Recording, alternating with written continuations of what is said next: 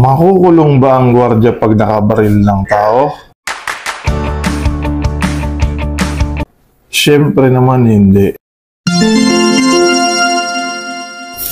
Hindi ka nagkakamali, brother. At yan, mga brother, ang tema ng katanungan ng isa nating 5'9" na kinaklarify niya kung ikaw daw ay nalagay sa sitwasyon. Ang isang 5'9" ay nalagay sa isang sitwasyon na may taong akmang bubunot. Diba, ganun-ganun, no?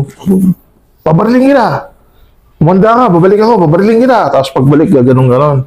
Tapos sa katarantahan mo, na ayaw mong maunahan, ay nabaril mo ngayon yung gwardiya.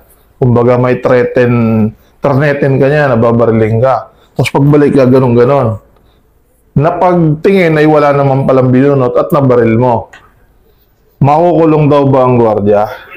Siyempre naman, brother, madidetain ka. Kahit sa kanino yan mangyari, kahit sa pulis, kahit sa sundalo, gano'n na nangyari, madidetain siya. Iba't iba nga lang yung iba't ibang lugar sila na didetain. Yung sundalo, pag ganyan nangyari, siyempre court martial siya, doon siya kampoy didetain. Pag yung pulis, didetain siya ng mga kasamahan niya. Ang katulad ng security guard, siyempre, ikukulong ka muna pansamantala kung ang kaso mo ay umakyat sa murder, siyempre no bail. Kung naman homicide, di makapagpiyansa ka. At doon mo patutunayan sa korte na self-defense na nangyari. Kaya nga yung baril, last resort natin yan.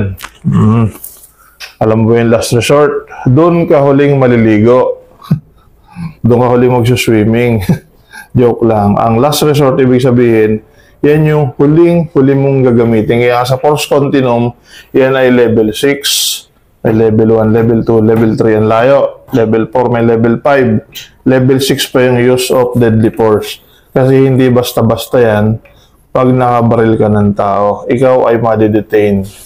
At kahit sino makabaril ng tao, may lisensya man yung baril niya, may PTC man yan, kumpleto sa papel, may authority siya, nadidetain siya. Maliban na lang kung ang nangyari ay kagaya ng sa mga pulis na may ni-raid sila, mga armado yung kalaban nila, kumbaga legitimate operation, eh siyempre hindi na sila madidetainan. Magkakaroon pa rin ng investigation. Pero dahil yung mga napatay nila doon ay mga armado, armed and dangerous, siyempre ligtas sila sa, anong tawag doon, liability. Siyempre madidetain ng security. Once na siya ay nakadisgrasya, nakabaril ng tao at nakapatay, yun ay para patunayan yung kanyang mga claim. Siyempre, sabihin niya,